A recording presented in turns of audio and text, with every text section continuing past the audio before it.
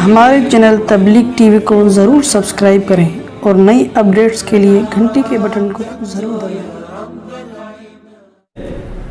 فضیل ابن عیاض رحمہ اللہ تعالی، جو عبداللہ ابن المبارک رحمہ اللہ تعالی بہت بڑے محدث گزرے، عبداللہ ابن مبارک امام ابو حنیفہ کے شاگرد تھے، ان کے دوستوں میں سے تھے فضیل ابن عیاض۔ یہ تھے عابد الحرمین کہا جاتا تھا ان کو، حرم میں ہر وقت عبادت میں لگے رہتے تھے، ہر وقت عبادت میں۔ لوگ ان سے جا کے دعائیں کرواتے۔ اس زمانے کے بزرگ کیسے ہوں گے، تابعین تبع تابعین کا دور، آپ اندازہ لگاؤ کیسے لوگ ہوں گے اس زمانے کے۔ بہت اللہ والے بزرگ تھے، بہت اللہ والے۔ یہ بنے کیسے بزرگ؟ یہ ڈاکو تھے، شرابی تھے، لڑکیوں کے ناچ دیکھتے تھے باندیوں کے، ان ایکٹیویٹیز میں ان کا وقت گزر رہا تھا، شراب بھی، عورت بھی، اور موسیقی بھی۔ اب مختلف روایات میں مختلف واقعات ملتے ہیں، بعض روایات میں ہے کہ باجے سے آواز آنا شروع ہوئی، بعض روایات میں سے کہ آسمان سے غیبی آواز آئی۔ تو ان کے بارے میں کہا جاتا ہے کہ یہ کہیں زنا کرنے کے ارادے سے یا کسی اور ارادے سے نکلے ہیں، تو جب دیوار پہ چڑھے ہیں نا، دیوار پھلانگنے کے لیے، تو آواز آئی غیب سے، یا انہوں نے باجا بجانا شروع کیا اپنا موسیقی کا، تو اس موسیقی کے جو ہوتے ہیں نا، یہ آج کل نوجوان نہیں ہوتے بیٹھے ہوئے ہوتے ہیں، ٹنگ ٹنگ بجا رہے ہوتے ہیں بیٹھ کے، تو گٹار، ہاں گٹار بجا رہے ہوتے ہیں۔ وہ مجھے اس سے یاد ہے جنید جمشید کا گٹار، ایک میرا بیان ہے اس موضوع پر۔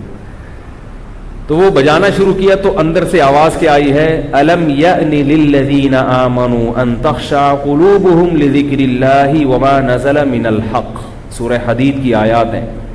کیا ایمان والوں کے لیے اب تک وقت نہیں آیا کہ ان کے دل اللہ کی یاد سے ڈر جائیں، اور اللہ نے جو کتاب نازل کی ہے اس کے لیے دل نرم پڑ جائیں؟ کب تک عیاشی میں رہو گے؟ اللہ اس آیت میں اہل ایمان کو خطاب کر رہے ہیں کہ کب تک گناہوں میں پڑے رہو گے؟ کیا مرنا نہیں ہے؟ مرنا نہیں ہے۔ اور آگے دھمکی دی کہ اگر تم نے توبہ نہیں کی اور انہی گناہوں میں مست رہے تو تمہارے دل ایسے سخت کر دوں گا جیسے یہود و نصارہ کے دل سخت کر دیے میں نے، انہیں توبہ کی توفیق نہیں ملتی۔ کیسے مست ہو گئے یہود و نصارہ؟ وہ صرف زنا نہیں کرتے، زنا کی ان بدترین شکلیں ان کے معاشرے میں رائج ہیں، بدترین شکلیں۔ ہمارے یہاں کا ایک نوجوان عیاشی کرنے جو جاتا ہے نا، وہ بھی تنگ آ جاتا ہے ان سے۔ میرے پاس تو ہر قسم کے لوگوں کی کالز آتی ہیں، کہتے ہم، ایک صاحب نے کہا کہ میں ادھر آیا تھا سویڈن عیاشی کرنے، مگر یہ ایسے درندے بن چکے ہیں عیاشی میں کہ مجھے اس عیاشی سے نفرت ہو گئی ہے، اتنی درندگی میں آگے بڑھ گئے۔ تو اللہ اہل ایمان سے ان آیات میں خطاب فرما رہے ہیں کہ اگر تم نے توبہ نہیں کی، تمہیں ڈرنا چاہیے کہ تمہارے دل ایسے سخت کر دوں گا جیسے یہود و نصارہ کے دل میں نے سخت کر دیا۔ اب ان میں مذہب نہیں گھستا، ہر چیز پہ تحقیق کریں گے، مگر جہاں اللہ کی بات آئے گی، دین کی بات آئے گی، سننے کو تیار نہیں۔ تو آیت بڑی عجیب ہے، الم یعنی کیا ابھی تک وقت نہیں آیا؟ یہ ایک دم چیخ پڑے، انہوں نے فوراً اندازہ ہو گیا یہ تنبیہ کس کی طرف سے ہے؟ اللہ کی طرف سے۔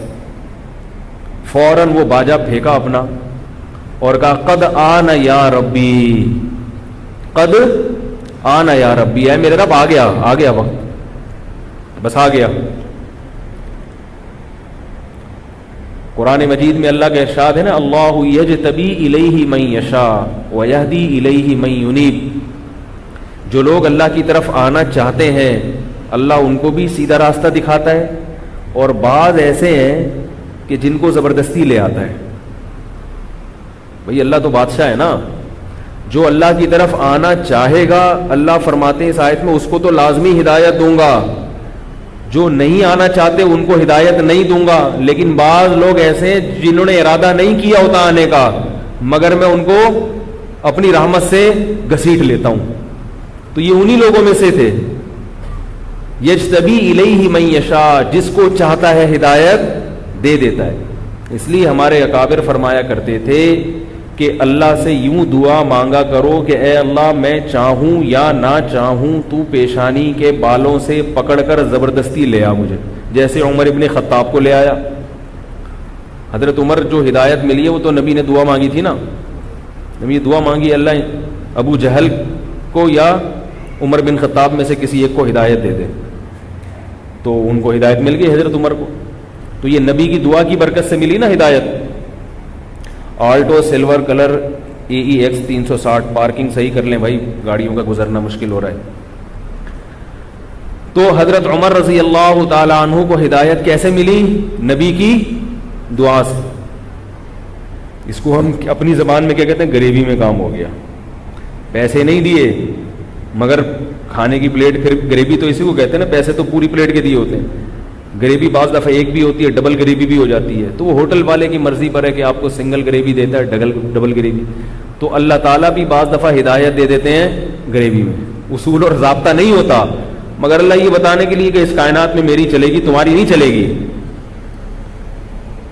تو فضیل ابن عیاض رحمہ اللہ تعالیٰ باجا لے کے کھڑے ہوئے ہیں, زنا کے ارادے سے نکلے ہیں, شراب پیتے ہیں. غیب سے آواز آئی, کیا ابھی تک وقت نہیں آیا ایمان والوں کے لیے؟ ابھی تک ساری زندگی اسی میں گزارو گے؟ حالانکہ وہ جوانی کی ابتدا میں تھے, بڑھاپا نہیں تھا ابھی ان کا, ابتدائی جوانی تھی. لیکن غیرت مند تھے نا, جیسے ہی آواز آئی ہے وہ باجا اپنا پھینک دیا. آج ہوتا نا کوئی, اس کو 100 دفعہ بھی آوازیں آتی رہیں, وہ کچھ بھی کر لے گا مگر گناہ سے توبہ نہیں کرے گا, توبہ نہیں کرے گا. یہ ہمارے دل ہیں جو سخت ہو گئے ہیں. تو انہوں نے فوراً اپنا باجا پھینکا, فرمایا قد آنا یا ربی, اے میرے رب وہ وقت آ گیا ہے.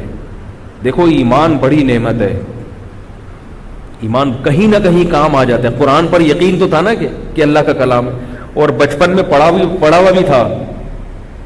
ورنہ آج نوجوانوں کا حال یہ ہو گیا ہے, قرآن کی آیت سنتے ہیں ان کو یہی نہیں پتہ چلتا یہ قرآن کی آیت ہے یا کوئی تعویذ ہے یا کیا ہے.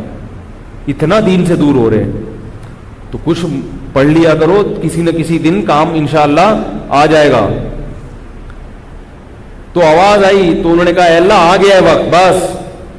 تو یہ وہ تھے جو فوراً ہیٹر سے نکل کے مائنس کے ٹیمپریچر میں آ گئے اور کود پڑے, بس دیکھی جائے گی. تو یہ کود پڑے, بالکل زندگی انہوں نے یو ٹرن لے لیا, بالکل سب چھوڑ چھاڑ دیا. اور جو لوگ تگڑی توبہ کرتے ہیں نا, تگڑی, ایک تو لنگڑی لولی توبہ ہوتی ہے جیسے ہماری توبہ ہے, استغفر اللہ استغفر اللہ. پہلے ادھر بد نظری کی, کوئی خاتون جا رہی ہے, اس کو دیکھا استغفر اللہ استغفر اللہ, پھر دوبارہ دیکھی, دوبارہ دیکھا, توبہ توبہ توبہ یار اب نہیں دیکھوں گا, پھر دوبارہ دیکھی, توبہ توبہ, بس یہ چل رہا ہے توبہ. یہ بھی وہ لوگ جو ذرا نیک ہیں. ورنہ عام پبلک کی حالت یار بھی دیکھ لو, جب نظر کمزور ہو جائے گی, دیکھنے کی صلاحیت ختم ہو جائے گی, بڈھے ہو جائیں گے, جب بادام کھانے کے لیے دانت ہی نہیں رہیں گے تو بادام سے توبہ کر لیں گے, ہے بھائی. جب بادام کھانے کے لیے, منہ میں چبانے کے لیے منہ میں دانت رہے گا ہی نہیں, اس وقت توبہ کر لیں گے. عام پبلک کا تو یہ حساب کتاب ہے. جو بہت نیک ہیں وہ توبہ توبہ. وہ میں بتاتا ہوں نا ایک واقعہ. کچھ لوگ حج کر کے آئے, پہلے بڑے بدماش تھے, تو جب حج کر کے آئے تو ان کو خیال ہوا کہ یار اب تھوڑے دن تک تو کم از کم تمیز سے رہنا چاہیے نا. تو واپسی پہ بس میں آ رہے تھے, ایئرپورٹ پہ اترے ہوں گے, بس میں آ رہے تھے. تو ان کے جو امیر تھا انہوں نے کہا بھائی دیکھو, جیسے ہی کسی کو کوئی عورت نظر آئے, لڑکی نظر آئے, تو استغفار پڑھنا. کیا پڑھنا؟ استغفار. جس کو بھی نظر آئے وہ استغفار پڑھ لے بس. تو ایک طرف سے آواز آئی استغفر اللہ, تو باقی سب نے کہا کہاں ہے کہاں ہے کہاں ہے. ایک آواز آئی نا استغفر اللہ, باقی انہوں نے کہاں ہے بھائی کہاں. تو یہ حاجیوں کا حال ہوتا ہے. تو فضیل ابن عیاض نے کیا کیا, وہ باجا پھینکا. سب پہلے زمانے جب توبہ کرتے تھے نا, باجا پھینک دیتے تھے. اب کیا ہوتا ہے, اب بہت سے لوگ گانے باجے کو ہی دین سمجھ رہے ہیں, گٹار ہاتھ میں لے لیتے ہیں اور بجاتے رہتے ہیں سارا دن, کہہ رہے ہیں ہم تو قوالیاں پڑھ رہے ہیں نبی کی شان میں. تو بھئی یہ جو گٹار ہے اور یہ باجے ہیں, یہ آپ کو اللہ کی عبادت سے روک دیں گے, سمجھ رہے ہو. گانے بجانے والا آدمی کا عبادت میں دل نہیں لگتا, چاہے وہ قوالیاں سنے. موسیقی سننے والے آدمی کا دل نہ تلاوت میں لگتا ہے اور نہ عبادت میں. یہ جتنے قوال ہیں, چاہے وہ نبی کی شان میں قوالیاں پڑھیں, ان کو کبھی تلاوت کرتے ہوئے دیکھا آپ نے؟ کبھی قاری کی قرات سنتے ہوئے دیکھا آپ نے؟ ان کو تلاوت سننے میں مزہ نہیں آتا, ان کو تلاوت کرنے میں مزہ نہیں آتا, ان کو ذکر کرنے میں مزہ نہیں آتا. یہ موسیقی کے دھدی ہوتے ہیں, ان کو موسیقی چاہیے. تو وہ موسیقی کبھی نعت کی شکل میں ان کو مل جاتی ہے, کبھی قوالی کی جو نعتیں جو موسیقی والی آ رہی ہیں. تو یو ٹرن لیا انہوں نے, توبہ کر لی فضیل ابن عیاض نے. اور میں عرض کر رہا تھا کہ جب توبہ تگڑی ہوتی ہے نا, تگڑی, تو پھر یہ جذبہ پیدا ہوتا ہے کہ میری جو ماضی کی زندگی خراب گزری ہے, ٹھیک ہے اللہ نے معاف تو کر دیا, مگر اس میں میں جو لوگوں سے پیچھے رہ گیا تو میں اس کی تلافی کروں گا, اب لوگوں سے آگے نکلوں گا. مثال کے طور پر دیکھو, ایک آدمی کو دولت کمانے کا موقع ملا, اس کے ساتھ کے دوست بھی تھے. اب اس نے 5-6 سال تک نہیں کمائی, بیٹھا رہا سست بن کے. اس کے دوستوں نے 5-6 سال میں کما کے کروڑ پتی بن گئے. اب یہ کشکول لے کے ان کے گھر پہ جاتا ہے. اب اس کو خیال پیدا ہوگا نا, یار مجھے بھی موقع ملا تھا, جو چانس ان کو ملا, میں نے محنت نہیں کی, انہوں نے کر لی, اب میں بھی کماؤں گا. لیکن اب جب یہ کمائے گا, غربت تو دور ہو جائے گی, مگر ان سے آگے نکل سکتا ہے جو اس سے پہلے کمانے والے ہیں؟ نہیں یاری میرا خیال ہے بھائی. یہ آج کمانا شروع کرے گا, وہ پہلے سے کما رہے ہیں, ٹھیک ہے غربت ختم ہو جائے گی, مگر اب ان سے تو ہمیشہ کے لیے پیچھے رہ گیا. تو اگر یہ مخلص ہوگا نا دولت کمانے میں, اب یہ کہے گا میں ان سے ڈبل محنت کروں گا کہ 5 سال جو میں نے سستی میں گزارے اس کی بھی تلافی ہوگی. اور اگر واقعی پیسہ کمانے میں یہ سچا ہوگا, مخلص ہوگا, تو اسی طرح یاد رکھو کہ جو جنت کا عاشق ہوتا ہے, جو اللہ کی رضا کا عاشق ہوتا ہے, اگر وہ دیر سے توبہ کرے, اس کو پتا ہے کہ توبہ تو قبول ہوتی ہے اللہ کی طرف سے, گناہ تو معاف ہو گیا, لیکن آپ پیچھے تو رہ گئے نا. جو آدمی ابتدائی جوانی سے اللہ کی عبادت میں لگا ہوا ہے, نیک اعمال میں لگا ہوا ہے, اور جو 40 سال کی عمر میں آ رہا ہے, دونوں میں فرق ہوگا کہ نہیں ہوگا؟ جو 50 سال میں آ رہا ہے, جو 60 سال میں آ رہا ہے, توبہ تو 99 سال میں بھی قبول ہے, مگر جو 99 سال میں آ رہا ہے وہ اس شخص کے برابر نہیں ہو سکتا جس نے 99 سال اللہ کی عبادت کی ہو اور گناہوں سے بچا ہو. تو یہ حسرت تو ہوگی نا. اور یہ صحابہ میں بھی فرق تھا.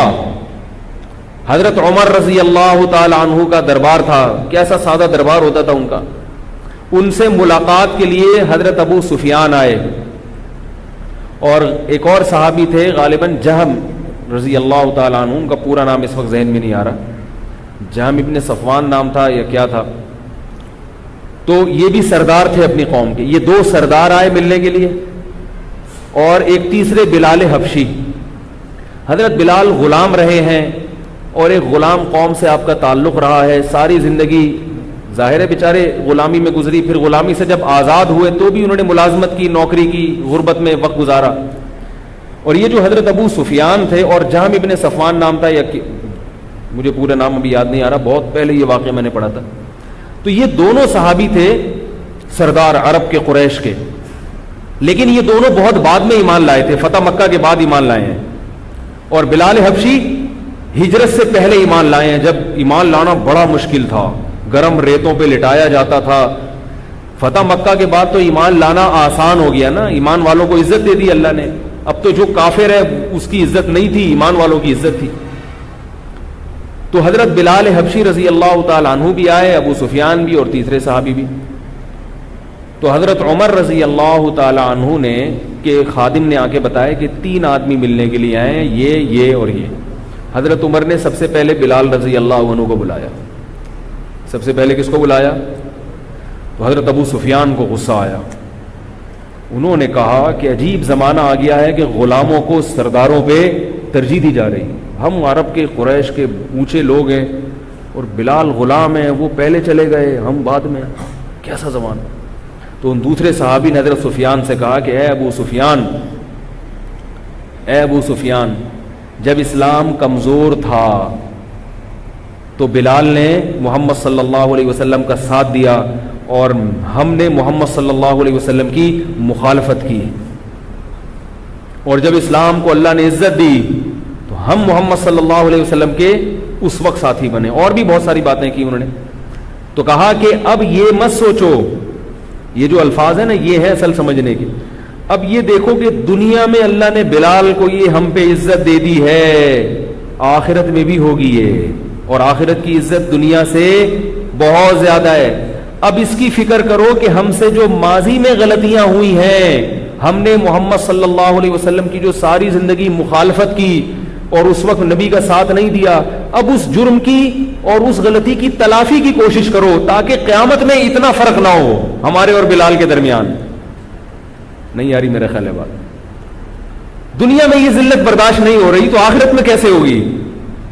لہذا اب کچھ ایسا کرو, اسلام کے لیے ایسا کرو کہ جو ہم سے ماضی میں کوتاہیاں ہوئی ہیں ان کی کیا ہو جائے تلافی. دیکھو اتنے سے واقعے سے سبق حاصل ہو گیا نا ان کو. جس کا دل زندہ ہوتا ہے, ضمیر مردہ نہیں ہوتا, وہ دنیا کے واقعات سے عبرت حاصل کرتا ہے. وہ دنیا کی گرمی سے جہنم کی گرمی کا سوچتا ہے. وہ دنیا کی ذلت کے بارے میں دیکھتا ہے کہ یار اس میں میرا منہ سیاہ ہو گیا, آخرت میں کیا ہوگا جب اللہ سارے گناہ کو جو ہے نا لوگوں کے سامنے ظاہر کر دیں گے. تو انہوں نے کیا کیا, حضرت ابو سفیان سے کہا کہ چھوڑو مدینہ کو, اور اسلامی سرحدوں پہ جو جہاد ہو رہا ہے, مسلمان فوجیں جو پوری دنیا میں غیر مسلم اسلام دشمن قوتوں سے جنگ میں مشغول ہیں, اب ساری زندگی اللہ کی راہ میں لڑ کے گزارو. نہیں آ رہی بات. اب بھی قربانی دینے کا موقع ہے, اللہ کی راہ میں نکلو اور جہاد کرو, لڑو, قربانیاں دو. ابو سفیان رضی اللہ تعالیٰ عنہ اور وہ دوسرے صحابی وہ دونوں شام کی سرحدوں کی طرف نکل گئے. پھر ایسی ایسی لڑائیاں لڑی حضرت ابو سفیان نے. یہ بعض لوگ حضرت ابو سفیان پہ بڑا کیچڑ اچھالتے ہیں, رافضی لوگ ایسے طنز کرتے ہیں, اللہ کی پناہ, کہتے ہیں یہ تو حضرت معاویہ کے والد ہیں نا حضرت ابو سفیان, تو جن کو معاذ اللہ حضرت معاویہ سے چڑھے ان کو معاذ اللہ حضرت ابو سفیان سے بھی چڑھے. کہتے ہیں یہ تو دیر سے ایمان لائے تھے, یہ تو نبی کی مخالفت. بھائی ایمان لے آئے تو نبی نے ان کا ایمان قبول کر لیا کہ نہیں کر لیا؟ اور پھر انہوں نے توبہ کیسی کی ہے, پھر نکل گئے سرحدوں پر. پھر ایسی ایسی جنگوں میں حضرت ابو سفیان نے کارنامے کیے ہیں. ایک جگہ لڑائی تھی, حضرت ابو سفیان اپنی بیوی کو بھی لے گئے. کیوں لے کر گئے؟ اس لیے کہ اتنی سخت لڑائی تھی, رومیوں نے حملہ کیا تھا, ڈر یہ تھا کہ ہمارے قدم اکھڑ جائیں گے. حضرت ابو سفیان کو کیا ڈر تھا؟ اس جنگ میں خالد ابن ولید رضی اللہ تعالیٰ عنہ سپہ سالار تھے, اور یہ بھی بڑے بڑے صحابہ تھے. رومیوں کی تعداد اتنی زیادہ تھی کہ صحابہ کو ڈر تھا کہ اس میں اسباب کی دنیا میں فتح کی امید نہیں ہے. تو اپنی گھروں کی عورتوں کو, بیویوں کو لے گئے, پہاڑ پہ پیچھے کھڑا کر دیا کہ ہم جب پیچھے بھاگے نا تو ہمیں تانے دینا. نہیں آ رہی بات. عورت کا تانا سن کے مرد کو کیا ہوگا, غیرت جاگے گی اندر ہمارے کہ یار ہماری بیویاں نہیں چھوڑیں گی ہمیں گھروں میں. وہ بیویاں بھی کیسی تھی یار, دیکھو ہم اپنی بیویوں کو لے جاتے, واپس بھاگتے ہوئے کہتے آ جاؤ آ جاؤ, ہم تو پہلے ہی کہہ رہے تھے نہیں جاؤ بھائی, ہم تو پہلے ہی کہہ رہے تھے نہیں جاؤ, ہمیں بیوہ کرانے کا شوق ہے. ایسے ہی ہوتا نا. تو یہ بیویاں نہیں, ہم بھی ایسے ہی ہیں, ہم جاتے ہی نہیں. ہم کہتے ہیں بیگم ہمیں روک لو, ہمیں جانے ہی نہیں, تبلیغ میں نہیں جانے دیتی, جہاد میں کہاں سے جانے دیں گے. آج کل خواتین بیچاری جو ہے نا وہ سبھی ایک جیسے, میں خواتین کی برائی نہیں کر رہا, مرد میں بھی جذبہ ختم, عورتوں میں بھی جذبہ ختم. تو وہ صحابیات تھیں. تو حضرت ابو سفیان اپنی زوجہ حضرت ہندا کو لے گئے, بڑی شاعرہ تھی, عرب کی عورتیں شاعری بہت کرتی تھیں. حضرت عائشہ رضی اللہ تعالیٰ عنہ بڑی شاعرہ تھی. تو عرب کی عورتوں میں شاعری بہت تھی, عرب کے مردوں میں شاعری بہت تھی. ایسی ایسی شاعر عورتیں گزری ہیں, جب ہم ان کا کلام پڑھتے ہیں ہم حیران ہوتے ہیں کہ کیسے جاہل تھے مگر شاعری میں کیسی ان کو عبور حاصل تھا. تو یہ لے گئے تو وہی ہوا, پاؤں اکھڑ گئے. جب پیچھے بھاگنے لگے ہیں تو ان عورتوں نے تانے دینا شروع کی. حضرت ہندا نے شاعری کرنا شروع کی اور کہا کہ ابو سفیان گھر کے بستر, یہ حیا کے خلاف ہے تھوڑا یہ شعر, مگر میں بتا دیتا ہوں اس کا مفہوم, کہ ابو سفیان جب گھر میں بستر پہ ہوتے ہو تو وہاں تو مرد بنے ہوتے ہو, وہاں تو بتاتے ہو کہ مرد ہوں, میدان جنگ میں مرد بن کے دکھاؤ نا. مرد اصل میں وہ ہوتا ہے جو میدان جنگ میں ہوتا ہے. کتنا بڑا تانا ہے. اگر حضرت ابو سفیان بھاگ کے آ جاتے اس جنگ میں اور بیوی نے یہ تانا بھی دیا ہوتا کہ بستر پہ تو مرد ہوتے ہو اور یہاں کیا ہو, تو دوبارہ بستر پہ جا سکتے تھے پھر کبھی, ہے بھائی؟ بیگم کے پاس پھر آتے بستر پہ, بیگم کہتی میں نے کہا تھا نا. تو اتنا بڑا تانا, تو انہوں نے کہا نہیں بھائی واپس جاؤں گا, مر جاؤں گا, بیوی سے یہ تانا برداشت نہیں ہے, گھر کس منہ سے جاؤں گا بھائی. کیسے تانے دیے ان کی عورتوں نے. وہ واپس صحابہ نے پلٹا کھایا اور ایسا حملہ کیا کہ جنگ رومیوں کو مار کے بھگا دیا. کیونکہ جب انسان عزم کر لے کہ بھائی کٹ جائیں گے مر جائیں گے, ہٹنا ہی نہیں ہے, کیونکہ انہوں نے کہا گھر کیسے جائیں گے, بیوی بھی یہی ہے, کیا منہ دکھائیں گے اس کو, کوئی بات نہیں شہید ہو جاؤ, بیوہ کر دو اس کو, ایسے نہیں جاؤ واپس. تو وہی ہوا. تو یہ حضرت ابو سفیان کی قربانیاں تھیں. کیوں؟ اس لیے کہ وہ واقعہ انہوں نے دیکھ لیا تھا، یار اللہ نے بلال کو دنیا میں تو فضیلت دے دی، ہم سرداروں پہ آخرت میں بھی ہوگی، تو کچھ تو کرو نا، کچھ تو کرو اللہ کے لیے۔ تو یہ ہوتی ہے تگڑی توبہ، کہ جو ماضی میں غلطیاں ہوئی ہیں اب کچھ ایسا کر کے دکھاؤ کہ ان کی تلافی ہو جائے۔ حضرت سعد رضی اللہ تعالی عنہ غزوہ احد میں غزوہ بدر میں صحابی جو ہے نا حضرت سعد شریک نہیں ہو سکے۔ اب غزوہ بدر میں مسلمانوں نے بڑی قربانیاں دیں، تو غزوہ احد کا جب موقع آیا تو انہوں نے کہا کہ اے اللہ میں بدر میں شریک نہیں ہو سکا تھا، اگر تو نے مجھے دوبارہ جہاد میں شرکت کا موقع دیا لا یرین اللہ ما اصنع، اے اللہ تو دیکھے گا میں کیا کر کے دکھاتا ہوں۔ یہ ایک جذبہ تھا، یہ کوئی دعویٰ نہیں تھا۔ اور ایک روایت میں لیرین اللہ ما اصنع، اللہ دکھائے گا انشاءاللہ میں کیا کرتا ہوں، کیونکہ ان کو یہ افسوس تھا کہ میں بدر میں شریک نہیں ہوا، بدری صحابہ میں میرا نام نہیں آیا، وہ اتنا جو اس میں شریک تھے وہ تو ہم سے آگے نکل گئے، اب میں کیا کروں؟ تو وہ یہ نہیں، وہ یہ سوچ سکتے تھے چلو میں احد میں شریک ہو جاؤں گا، ان کو خیال یہ تھا جیسے میں احد میں شریک ہوں گا تو بدر والے بھی تو احد میں شریک ہوں گے نا، تو وہ تو آگے نکل گئے بھائی ہم سے، وہ دو جنگوں میں شریک ہو گئے اور میں ایک میں۔ تو انہوں نے کہا میں ایک میں شریک ہو رہا ہوں لیکن یہ ایک ایسی لڑوں گا کہ وہ دو کے برابر ہو جائے گی، ایسی لڑوں گا۔ نتیجہ کیا نکلا ہے؟ احد میں شکست ہوئی مسلمانوں کو۔ جب شکست ہوئی تو اب یقین ہو گیا کہ جو اس کافروں کے مجمع میں جائے گا اس کی موت یقینی۔ تو سعد رضی اللہ تعالیٰ عنہ نے کیا کہا؟ کھجوریں کھاتے ہوئے پھینک دی اور کہا کہ میں نے اللہ سے منت مانی تھی کہ میں اللہ کو وہ کر کے دکھاؤں گا کہ اللہ بھی دیکھے گا، اور جا کے تلوار لے کر دشمن کے مجمع میں گھسے ہیں، اتنا لڑے ہیں بہادری سے، اور اتنی تلواروں کی چوٹیں کھائی ہیں، لڑتے لڑتے شہید ہو گئے۔ یہ حال کر دیا دشمن نے ان کو قتل کر کے، تلواریں چلا کے کہ ان کو پہچاننا ممکن نہیں تھا، چہرہ مسخ ہو گیا ان کا۔ ان کی بہن نے انگلیوں کے پورے سے پہچانا ہے ان کو۔ کس سے پہچانا ہے؟ انگوٹھے سے، جیسے شکل سمجھ میں نہیں آ رہی ہوتی تو کس سے؟ اور کہتے ہیں 90 سے زیادہ زخم تھے تلوار کے۔ اس پر قرآن مجید کی آیات نازل ہوئی، فرمایا من المؤمنین رجال صدقوا ما عاهدوا اللہ علیہ، مومنین میں کچھ ایسے لوگ بھی ہیں کہ جب اللہ سے کوئی عہد کرتے ہیں تو اسے پورا کر کے دکھاتے ہیں۔ فمنہم من قضا نہبہ، فرمایا ان میں کچھ لوگوں نے اپنی منت پوری کر لی ہے، ومنہم من ینتظر، اور کچھ ایسے ہیں جو بھی انتظار میں بیٹھے ہیں۔ اس میں اللہ نے بتا دی اور بھی کچھ صحابہ جو انتظار میں ہیں کہ اللہ بدر میں شریک نہیں ہوئے، ہمیں موقع دے ہم کر کے دکھائیں گے قربانی۔ تو اللہ فرماتے ہیں کچھ ابھی انتظار کر رہے ہیں، وہ بھی کریں گے پوری، اور کچھ اپنی نظر پوری کر چکے ہیں۔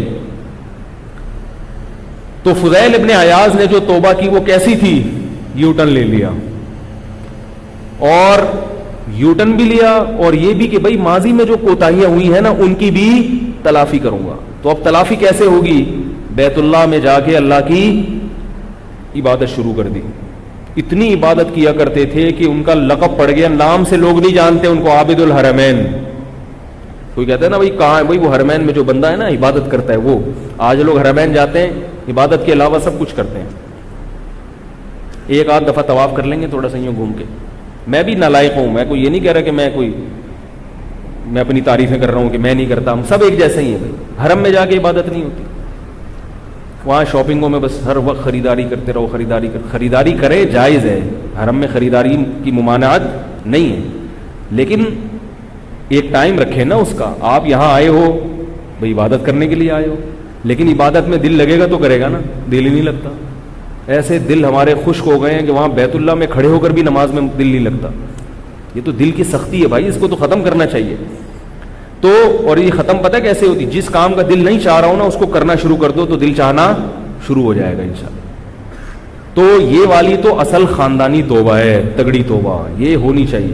لیکن علماء ہر ایک کو اس کا مشورہ نہیں دیتے کہ یہ ہر آدمی افورڈ بولو بھائی نہیں کرتا۔ ایک دم آتے ہیں نا تو پھر 2-4 دن کے بعد جب تانے لگتے ہیں لوگوں کے، منگیتر بھی بھاگ گئی، وہ ایزی لوڈ بھی ختم ہو گیا، نہ وہ فون آ رہے ہیں، نہ وہ اماں سے بھی تانے، ابے کیا بن گیا، آفس میں بھی تانے، تو 4-5 دن چلتا ہے، اس کے بعد پھر پہلے سے بھی زیادہ بدماش بنتا ہے۔ پہلے 500 کا بیلنس ڈالتا تھا، اب 1000 کا بیلنس ڈال رہے ہیں، ٹھیک ہے. تو اس لیے علماء، کیونکہ مصلح بھی ہوتے ہیں علماء، اس لیے کہتے ہیں بھائی یکدم نہیں آ سکتے، تھوڑا تھوڑا کر کے آ جاؤ. داڑھی رکھی نہیں جا رہی تو چلو پہلے نماز پہ آ جاؤ، 5 ٹائم نماز پڑھ لو. کیا خیال ہے؟ شلوار ٹخنوں سے اوپر نہیں کی جا رہی تو چلو پہلے نماز میں کر لو، پھر تھوڑا محلے میں جا کے شروع کر دو، آفس میں سب سے آخر میں آہستہ آہستہ آہستہ آہستہ، پھر آفس میں بھی شروع کر دینا. کیا خیال ہے؟ تو آہستہ آہستہ آ جاؤ.